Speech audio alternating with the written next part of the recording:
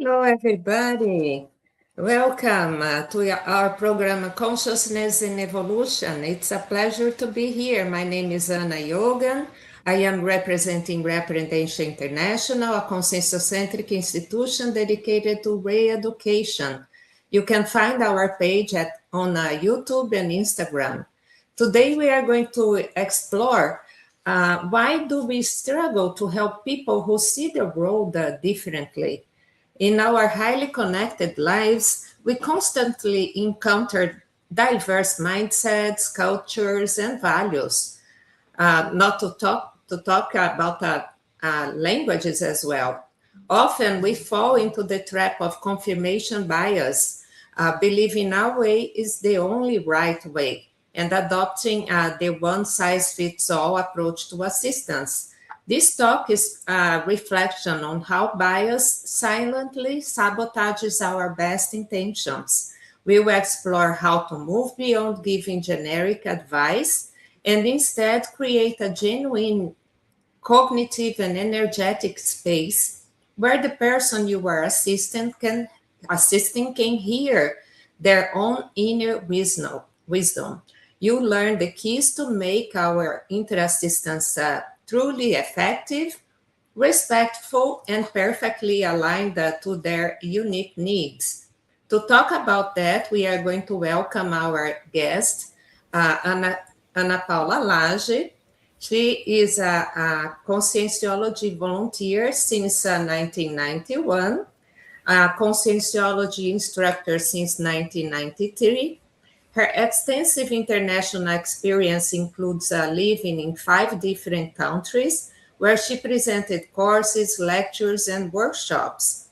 Anna holds a degree in psychology. Her work supports people in making sense of life transitions, aging, and who they are becoming. Currently, she volunteers at BiblioAfrica, a global initiative dedicated to donating conscienciology literature to libraries across Africa.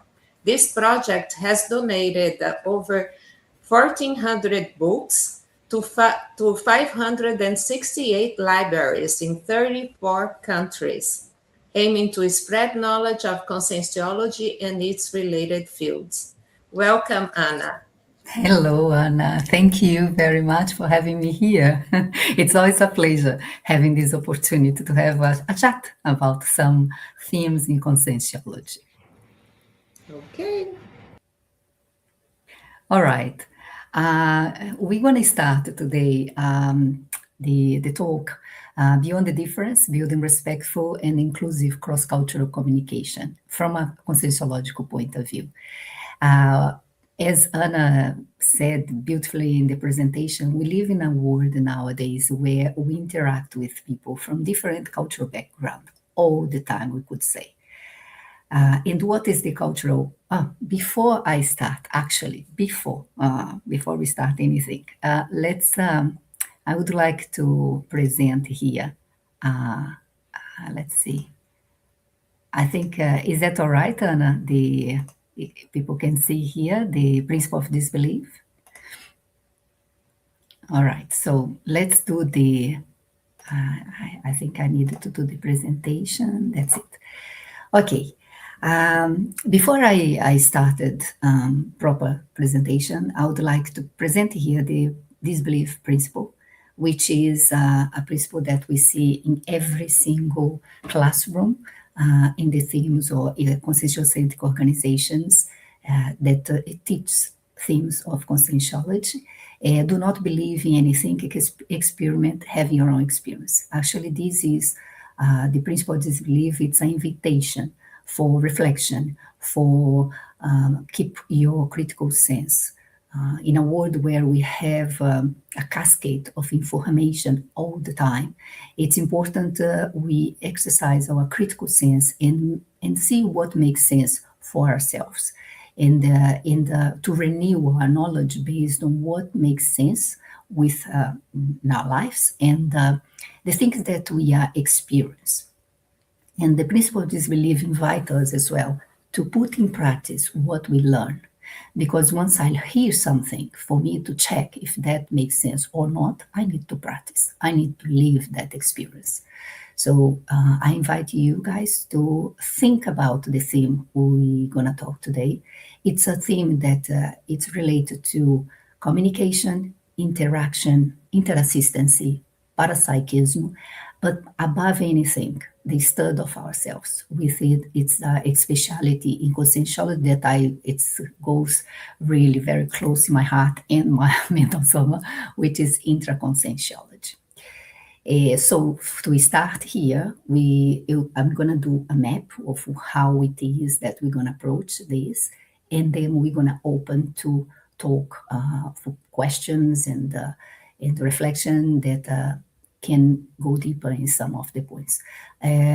First, it's not my objective here to close the discussion or to say this is the way, it's the only way.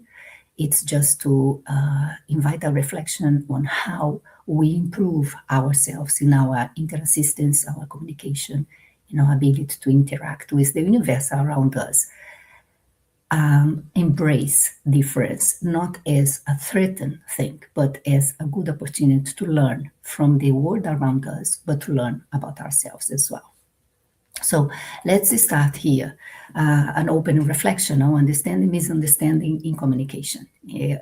We are nowadays very interconnected, but we can see that there are lots of misunderstanding. In a macro way, we see wars, we see fights between religious groups or political groups. We see a tendency nowadays of polarization, an intolerance of differences, point of views.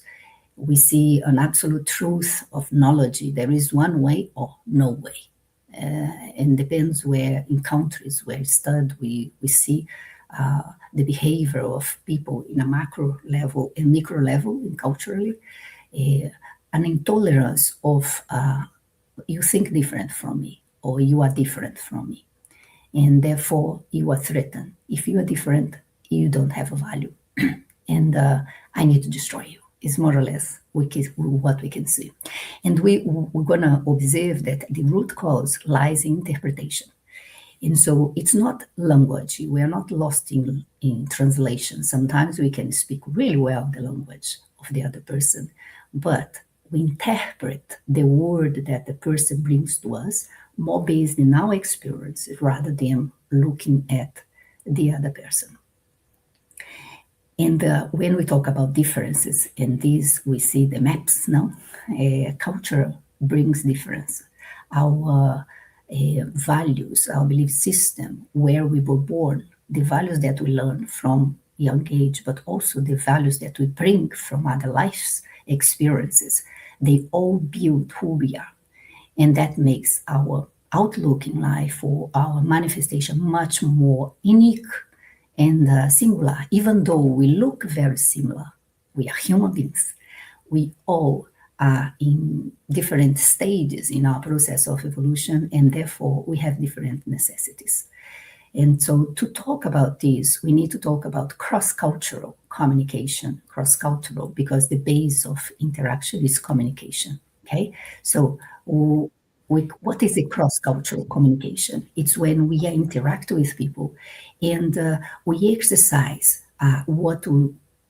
in this interaction, we're going to show to the person our values or the communication styles. Each of us, we have values that we translate into actions, but also the way we talk, the way we communicate, the way we display our emotions. And so in my experience, I lived in 5 countries, and I've loved diversity. I love traveling, and I love understanding different cultures. And so it's one of the things that we learn. There are ways of display emotions. There are different ways of eye contact. There are ways that we can behave that show the other person I have respect. There are some cultures that they are more community, and so what they do, they will look at the well-being of everyone. One example of that, it's in Korean, they have the nunchi, which is literally is read the room, is the ability to read the environment and to interact with that environment without having much of a way for interfere in that environment. So each culture has that particularity, and it's not one is best than another or one is more evolved than another. It's just a way of being. And when we understand that, we start to observe that the world is greater than what we think. People behave, feel, manifest their feelings, manifest their values, has outlook in lives that's not necessarily ours. Okay, and that's when we start to observe when we communicate. There are some barriers, and one of the most important barrier here is the confirmation bias. Confirmation bias, it's we look and we filter everything we listen in a there's a tendency of seeking information that confirms what we already believe. And then we interpret situations in a way that support our assumptions. So I have here a pre-knowledge, my preconcepts, my assumptions about how it should be, how it has to be. And then I will be behind and looking at the world from that perspective. And I will filter everything that shake that certainty. I will filter. I'm not going to look at that. And then I'll dismiss or I minimize the information that challenge our views. And the confirmation bias happen all the time. We see like a news, and then you start to listen and you start to think, oh, but this person, they are lying, or they steal money of people, or they are doing this for manipulation, or so everything we interpret from our own perspective. We don't know the reality of the other person, but we see the other person from our own frame of view or vision, not from the other person's perspective. And confirmation bias, it's something that we need to understand inside of us. We need to ask ourselves, when I have difficulty with someone, do I usually think, oh, this is a difficult person, or they don't know something, they are ignorant about something, or they just are not evolved enough, or they come from a third world country, they won't understand these things. So it's very important understanding how we manifest our confirmation bias, because this will affect the way we interact with other people. And as a result, the confirmation bias, we go for a way where we see one fits all. So I have a way to see things, and everything that I see has to fit in what my understanding of life. And so every time I look someone, my reference book give me all the information about this person that is more related to what I think I understand of my life, or my interpretations, or my experience, my prior experiences, or my belief system, or my mindset, rather than to the other person. Okay, so confirmation bias, understanding our cognitive tendencies in cross-cultural context, is more or less like this. This is the right way to do it. They are being difficult. They don't understand what is actually happening. Is often we are filtering the other person through our internal reference system. We all create through our history, our life history. We are building our own way of seeing life. Neuroscience now shows that we shape our brain with our experiences. In conscientiology, we study that we shape our energies with our thoughts, our emotions, and our intentions and act. So all the time we are creating a reality that in some ways we live within that and not question. In this reality, it's based on belief system, it's based on our values, our principles, and also is influenced by what we experience in our life, our traumas, the situations that we didn't digest, we didn't elaborate on that. And so we have contact with the other person, we project that, and we talk about that person, not from their own perspective, but ours. So why this? We talked about this before. Sorry about that. So Yes, I'd like to make a question, Anna. sure, sure. So, since my cultural background is going to shape my behavior, See it. would it shape as well what I consider to be helpful? Yes, will shape as well. Let's see. Let's give an example.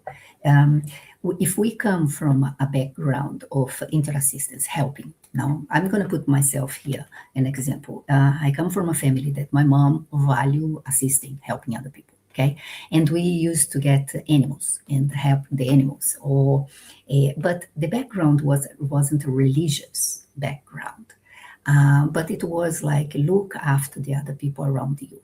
In terms of cooperation. Cooperation, yeah, cooperation and facilitate the life of people around me. Okay, but I have a friend that she comes from a religious background, and I have clients as well that come from that background, which means they learn that they need to sacrifice themselves in order to assist, help other people, and this becomes a belief system and becomes a mandate which associate assistance, interassistancy with sacrifice. And the help, it's about I don't look after myself, I look after you. And that's one way of helping. Another person comes from a background where the parents donate money. Australia is very common that. We had an event here where there were shooting, and Australians, us, we got together and gave money to a guy that surrounded the shooter. You know, he intervened. It's a man that worked in the shop. He went and took the gun from the shooter. And everyone got together and gave money. He turned from in 24 hours in a very rich man. And so each of us, we have a relation with help or the meaning of help different from each other because of our background. And can be a religious background. I can give money to help people. I can cooperate with people. I associate helping with sacrifice, or I associate helping with influence or manipulating or power. Power. Yes, power. And we're going to see the study of parapsychism. For many centuries, parapsychism was associated with power. If I know about energy, if I have a sensitivity, I am able to understand what's happening in this astrophysical realm, no? Beyond the five sense, I have power. Not only a power, exercise the power, but it's the power of knowing more, putting in a more superior position, or a selective group. And we see that sometimes when people say help other people, they put themselves in a position that I'm better than the people, so I can give to them what they don't have. That's an idea about interassistancy or assistance or help, that we all might check on ourselves. When I go to help someone, do I look at that person and say, you don't have anything, you from the scratch, and I am telling you, or I'm giving you my treasure. Huh? And so that's it, Anna. We shape our experiences, and based on what? Based on the way we think about things, the way we understand and give meaning to act.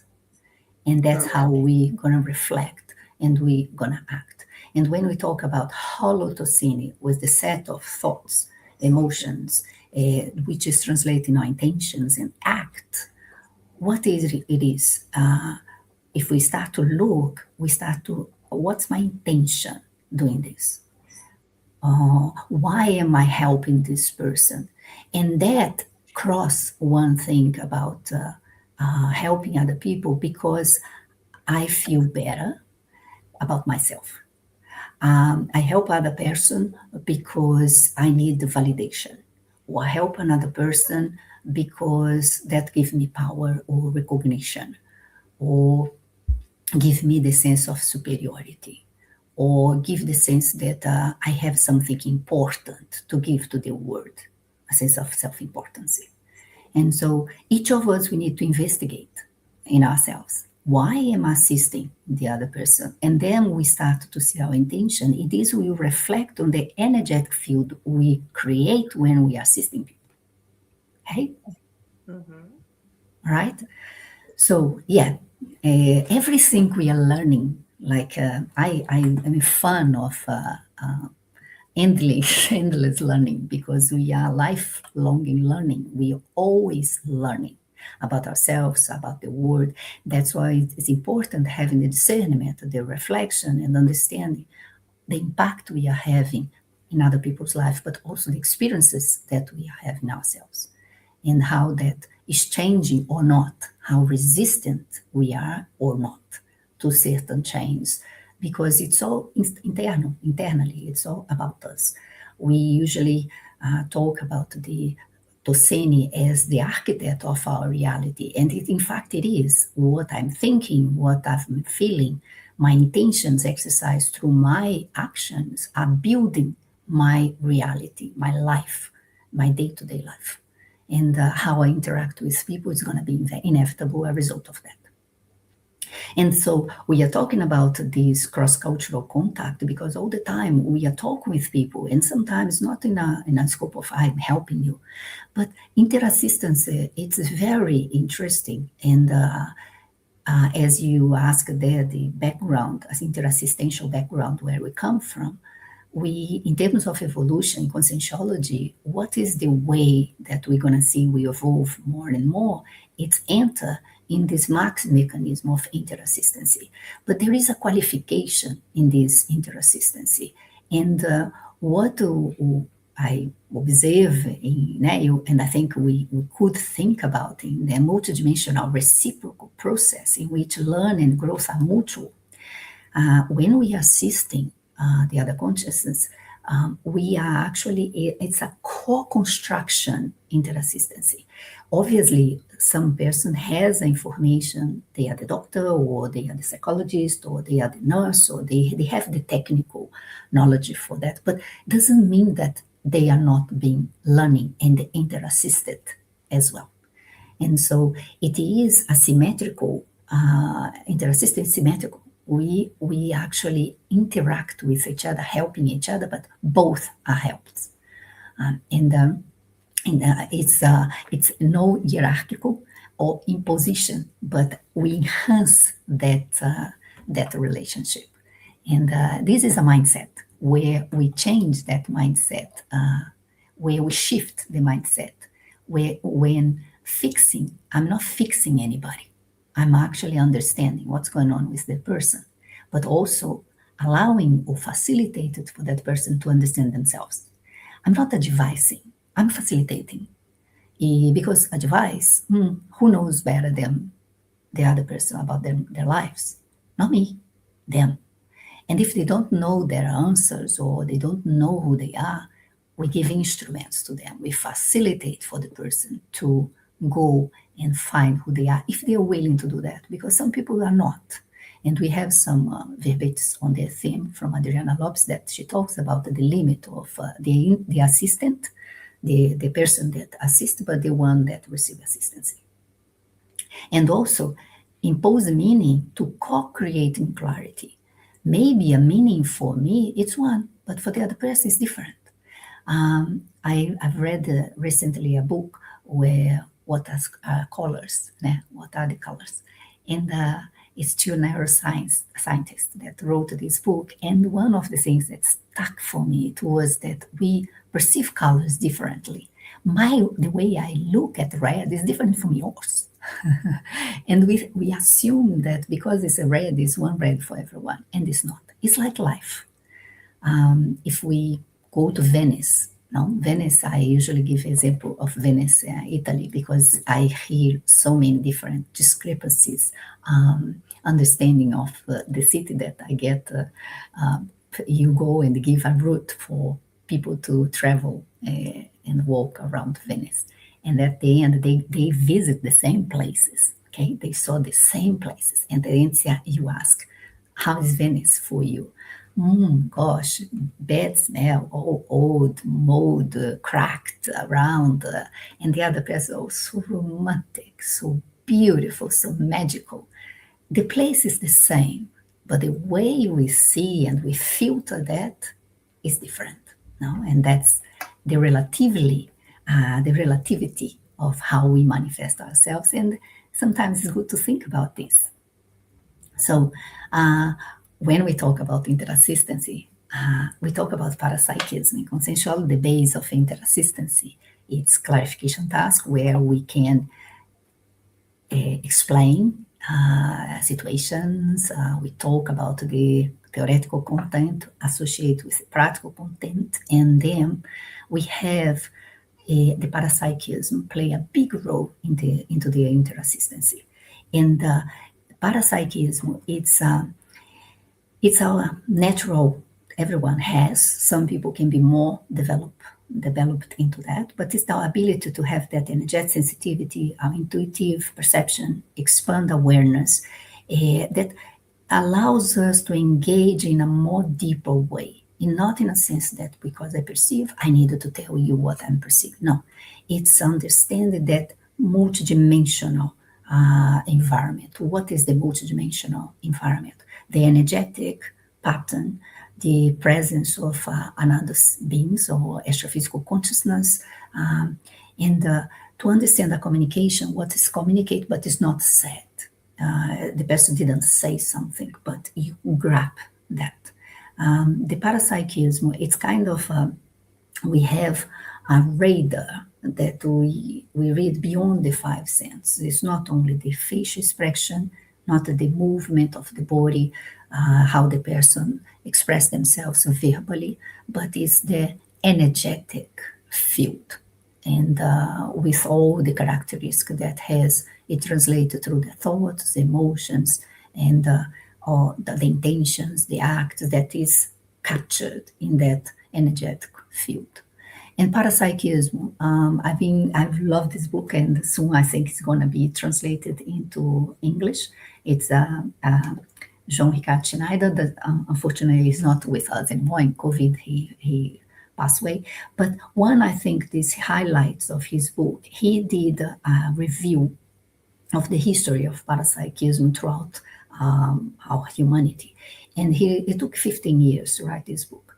And the interesting thing, he shows how the parapsychism went from mystical approach, religious dependent approach, to something that nowadays it's to give autonomy to a person.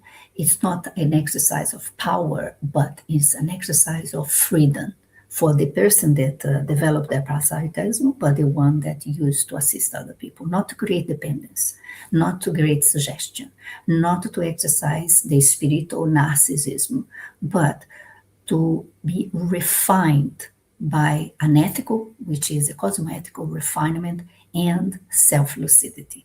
What does it mean? We exercise our parapsychism, but from a development of our own self-lucidity. Before, throughout the history, if you have interest, get the information, because the book is fascinating. And in a sense that you travel throughout history of parapsychism, and you see the intentions, how they use, and in that moment was helpful. Obviously, it was very helpful for people. But if we ask now, what are the things that we already know now that is implementing this planet that we can exercise? And one of the things that I found most important, and that's a relation to go against suggestion manipulation, is the freedom, the right that the person has to be themselves, the right that the person has to exercise their own right to be, which is complicated because we still live in evolutionary level in this planet. We still have in ourselves that tendency of slavery, that tendency of entitlement, because I have something I'm entitled to. because I help you, I'm entitled to say things to you that hurt you, or I'm entitled to use you as the extension of my own lack of my own needs. And so it's interesting to think about parapsychism in this way that he brings. It's quite very interesting. And then I'm going quicker. I hope we are in a time yet, because it's good we have more questions. But this is the area of the field, no, the theme here of conscientiology that I think it's very important for us to understand, which is exploring our universe, our inner universe. The qualification of our experiences. If we want to improve our lives, if we wanted to learn new things, if we wanted to improve our parapsychism, if we wanted to create an intelligence that is free rather than create freedom rather than dependence, we need to study inside ourselves and self-research, focusing on understanding our thoughts, our emotions, our intentions, our preconceptions, our patterns, our assumptions, the way we see life, our absolute truths, the things that we haven't changed, what are the thoughts and the beliefs that you hold for the past 30 years that you didn't let go? What are the traumas that you hold dearly that you not confronting and digest that and let it go? So what are the informations that you got that you kept in it's kind of a book that you have for 30 years, 50 years, the book there with the ideas that it hasn't been refreshed in yourself. And this has relation with self-education, and also has a relation with recycling ourselves. So an effective assistant begins within, fostering deeper connection and improved communication with others. So if I have difficulty with connector with other person, I need to find in myself why. Not the other person. It's 50%, 50%, but I am part of the solution when I go and find my responsibility on that, my taking on that. That's why I think interconscientiality is quite important. And just to think here, some questions for us to understand our assumptions and our bias. When I strongly believe I'm right about a person or situation, how often do I actively look for evidence that might challenge my view? This is the opposite of looking actively for evidence to confirm your view. It's actually to challenge. If we are absolute about anything, that's it, I am this person. Doubt yourself, look for evidence that is not confirm what you are saying. In moments of discomfort or disagreement, do I become more curious about the other perspective or more certain about my own? So I have a discomfort or disagreement with someone, I am the right person. No, I am absolutely correct in this. So what is your posture? And how might my personal history, cultural background, or current emotional state be shaping the way I interpret what I perceive? Include the subtle or parapsychical impressions. Because parapsychical as well, as a result of our internal subjectivity, our thoughts and our belief system, our mindset, we select, we filter as well what we are perceiving, but also we our understanding, interpretation of that. When Anna asked about assistancy that is shaping the way we're going to assist, is that our life, our history life will shape as well our parapsychism. It's not because I'm parapsychic that I have lucidity, not necessarily. I need to chase that lucidity. I need to go inside of me and understand what's going on inside of me and understand the type of assistance I create, energetically speaking. When I'm interacting, assisting people, what is the impact of my energies? towards the other person.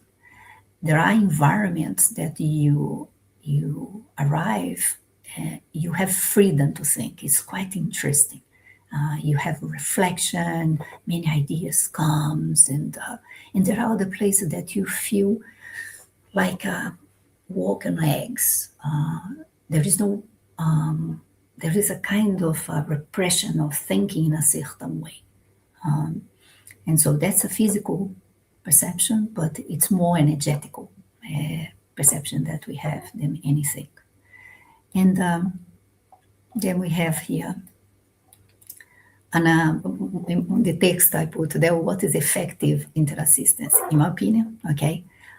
As a result of those years working with groups, nowadays, the past near to 8 years, I'm working clinically with people, but still working with groups as well.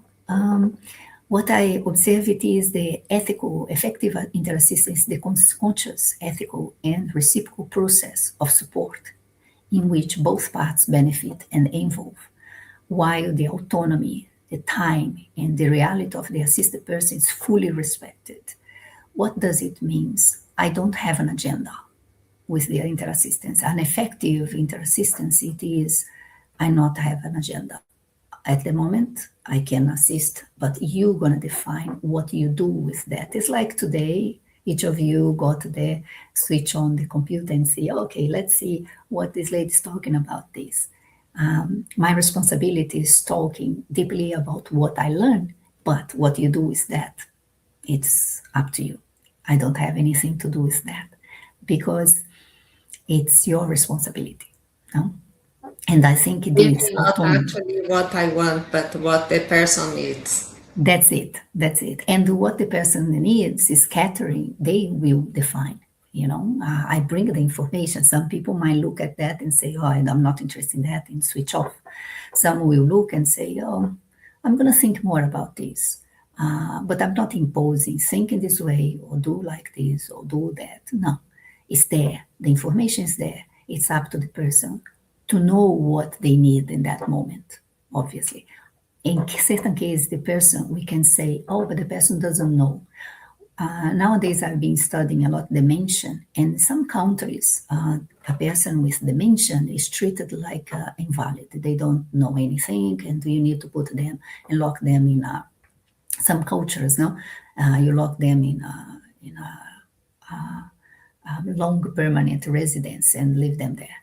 In Denmark, they have programs where the people with not extreme case of dementia, but the cognitive deterioration. But what happened? They live in community. They have houses where they have photos of objects, spoon, knife, and they interact with other people. So they keep their autonomy. And we could say that one of the exercise of respect of the other person's right is respect their autonomy until they can. Now their autonomy to decide. Yeah, to decide. And so from a conscienciological perspective, it's not simply helping well. It is assisting with lucidity, discernment, multidimensional awareness. It's not I know what is good for you because I can talk with your helper, I can perceive the energy in the environment. Even if I perceive, you need to know what is good, what is important for you. Otherwise, we create people dependent, people that don't think about from themselves, or people don't exercise their right of being, of position themselves. That's why we see nowadays lots of people being influenced and enter into the algorithm and enter into thinking that everyone think like me, or following people that tell me what is good for my skin, what's good for my health, and it's excellent. We have all this information, but we need to select, and the selection, it's us. It's the principle of disbelief exercise in our day-to-day life.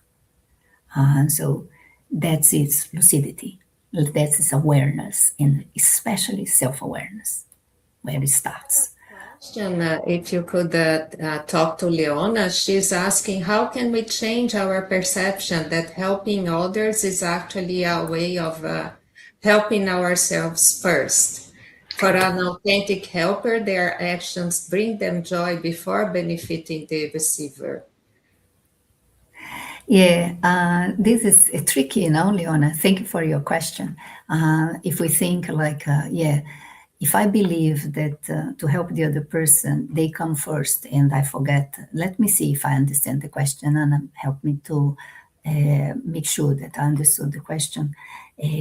So she's talking about helping the other person, thinking that I need to donate everything to the other person. Is that the idea? No, no, I believe that what she's talking is about volunteering, for instance.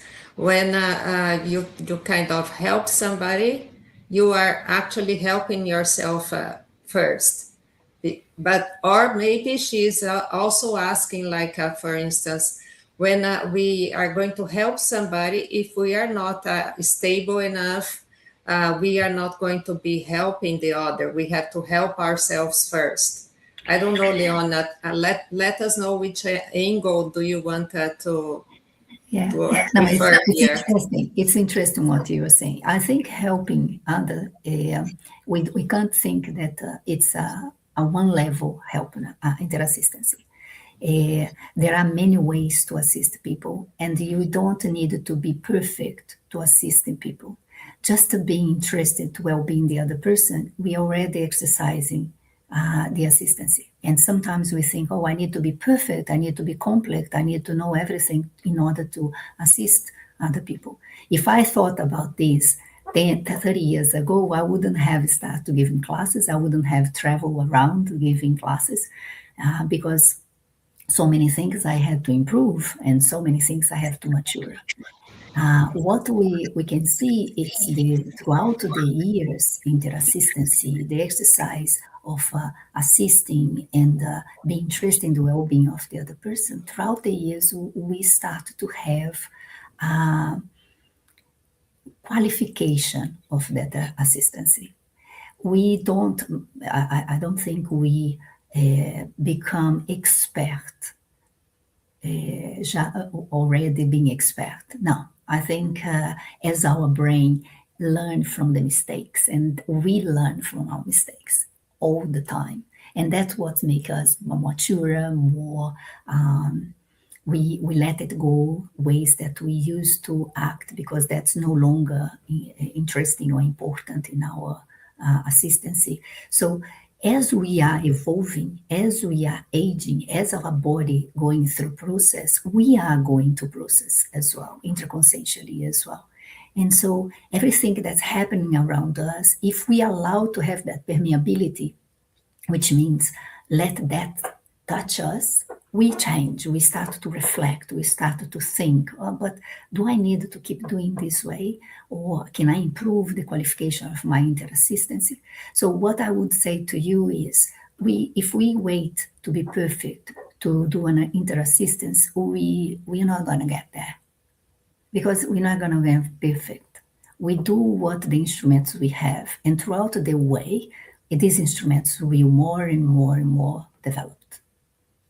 It's what is possible, right? What is possible, exactly, what's possible. And we study in consensual clarification task, consolation task, and sometimes the necessity of the person is for you to just sit and listen, not say anything, or to help with the food, or to help with the person, sometimes with the money, or to help with your presence, or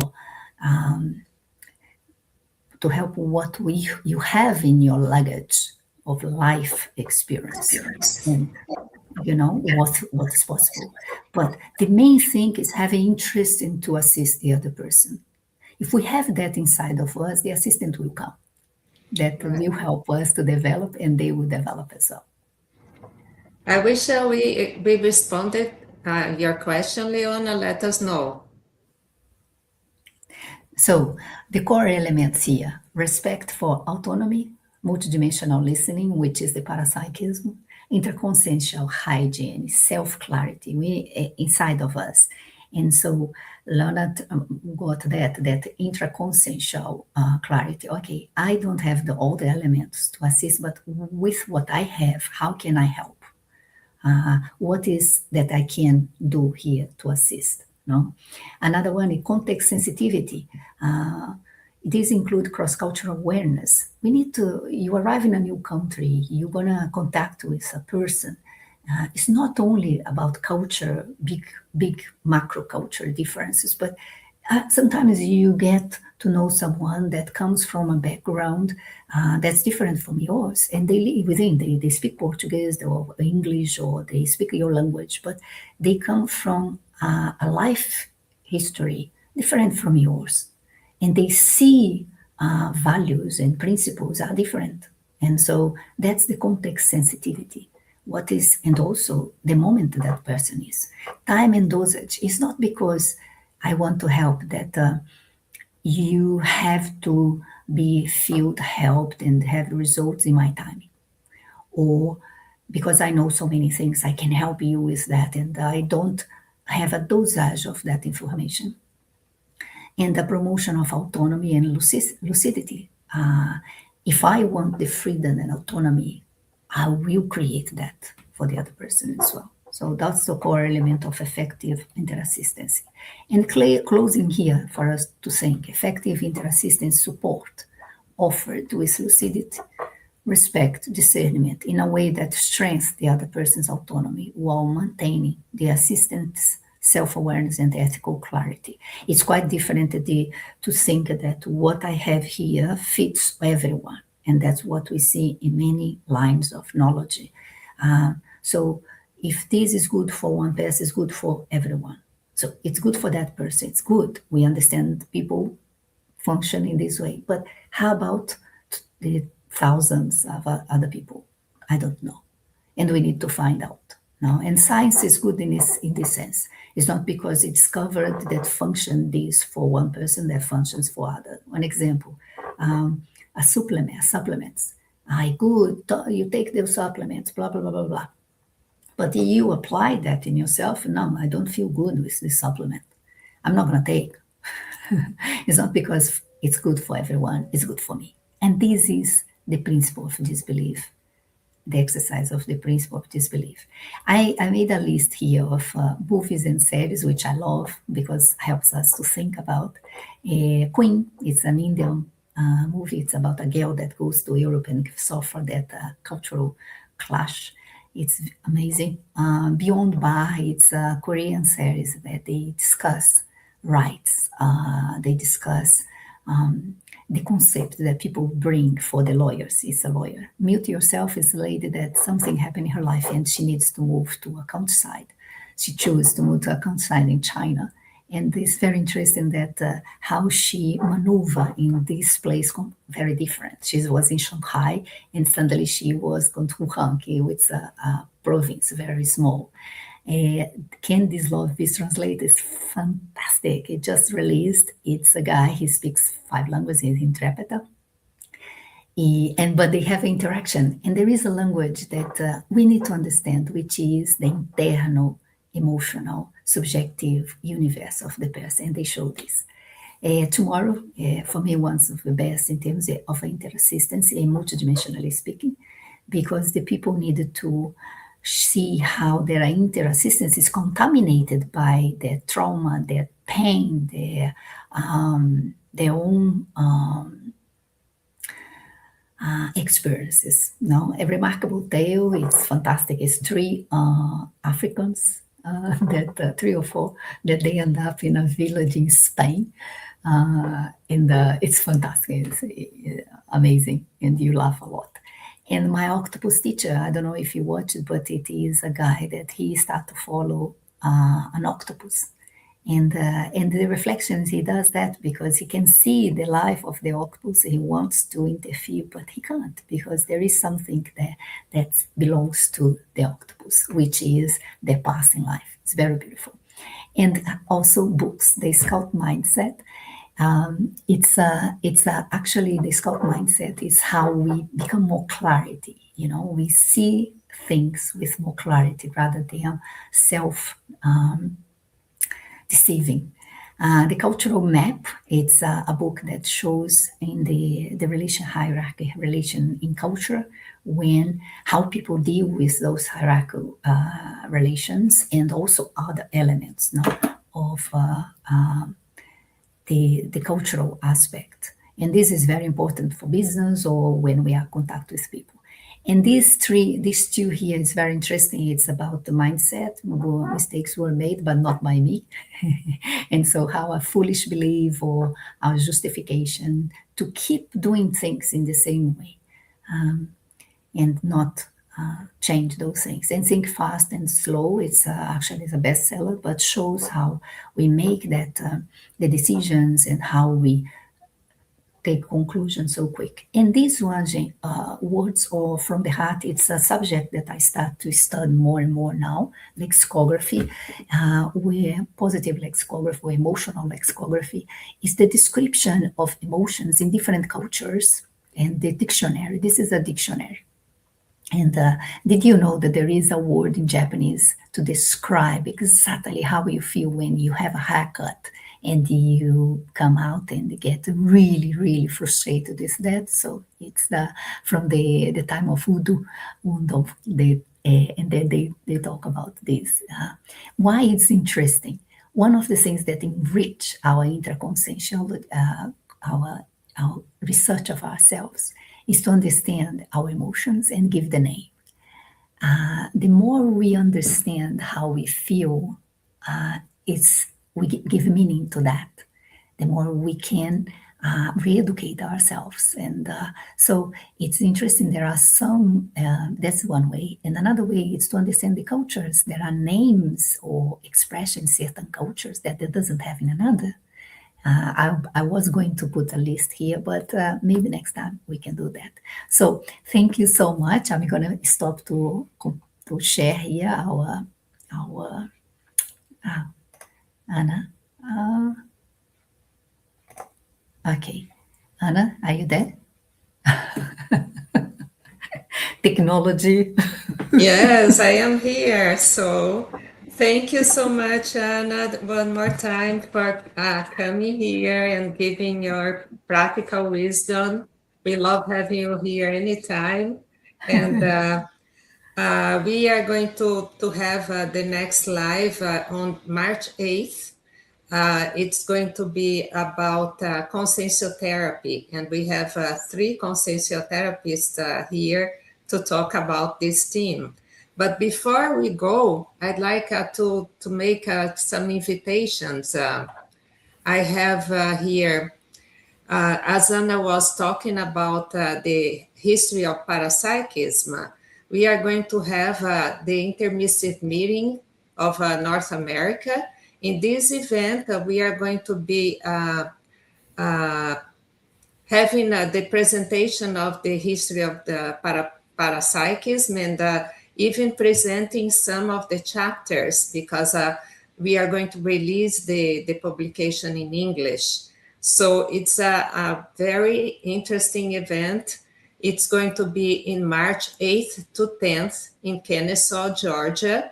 It's going to be a weekend that we are prioritizing having an in-person meeting so that we can know each other, interact with our energies, and talk more about evolution and so many other things. We are going to be having an interesting program, which includes, since the parapsychism is going to be prioritizing. We are going to be talking about the book. We are going to be talking with the brother of the author as well. He's going to give like some explanations about the book. And we will also have time to know each other there. We are going to have meals together, and we are going to spend some days in a hotel, so that we are going to be having the privilege and the honor of meeting you guys over there. Okay, so it's really something not to lose. Okay, And meanwhile, we are also going to have in March, starting on, let's see, March 7th to May 3rd, we are going to have 4 models of the essential concepts of conscienciology. This is a completely online course, and we are going to present several topics of conscienciology. We have here like multidimensionality, bioenergies, parapsychism, methodology of research, and you can do like a single model in a weekend, or you can do the whole course, which is going to be 4 modules. So you can participate of each of these events, and the contact is with Eliane Voslav at reaprendencia.org. She's the person that you can contact to know about the courses, to know about the meeting. And also we have here, let's see here, the contact of Ana Paula, if you want to send her more questions and you want to talk more about culture and life transitions and aging. She's a very capable person. She's very fun to work with. So thank you so much to be here with us today. And if you have any other remarks, that's your time. Yeah, thank you, Anna, for creating the space and keep this space where we can talk about those subjects. It's I saw that there are some courses. It's very important, the course, because it's the interact with other people, but also to understand when we talk here, the talk I gave today, it's about a subject that it's based, the foundation, it's a lot what the course can offer, the bioenergy, and so it's important having those courses to understand the base of conscientiology. But I would like to thank for the opportunity to talk about this subject, and it's always fun have contact, having work with you, the smile, and yeah, it's really good.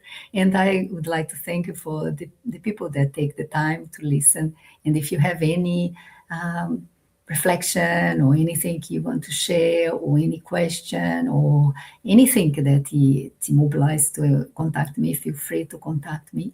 And once again, thank you very much for the opportunity to talk about this subject that really make part of my day-to-day life. Thank you very much. See you next time. See you. Bye-bye.